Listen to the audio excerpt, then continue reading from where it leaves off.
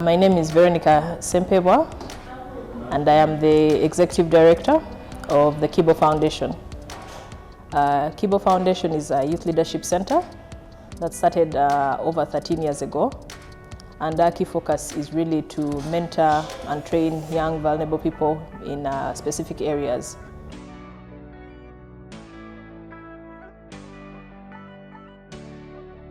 Kibo joined the IRMG group just a few months ago. We are one of the newest members of the organization, and it's certainly been quite an eye-opening experience for us.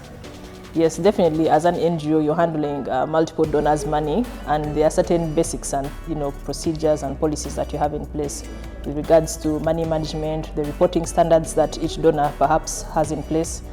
But it has shown us that we definitely need to be more robust in terms of how we report, how we document, expenses. So it's been quite a very, very eye-opening experience. It also goes to show you that learning never stops, definitely. First of all, with regards to the general training, whether it concerned risk of fraud or even concerned specifically sexual exploitation, abuse and harassment, it's been quite a very, very interesting journey for me as an individual, specifically, because yes, there are obvious risks, and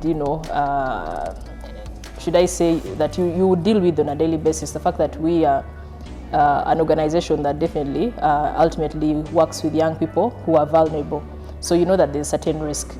But we have come to realize that the risk is not just with the young people that we interact with who are vulnerable, but also that we also need to strengthen our own internal mechanisms in terms of safeguarding our own staff, either on site within the places where we work, but also out in the field, and also manage how we also as an organization and team leaders engage with each other to ensure that there's no intimidation, there's no harassment, and that staff are actually working in a comfortable and secure environment. The entire training process is something that I would recommend anybody who interacts with, or any agency that interacts with vulnerable people, to really partake of this kind of training. But it's also my prayer that we can, as a team, grow together as IRMG and be able to sustain the funding to ensure that there's continuous capacity development and that the process doesn't end just with this phase that we have just completed to this right now on this afternoon.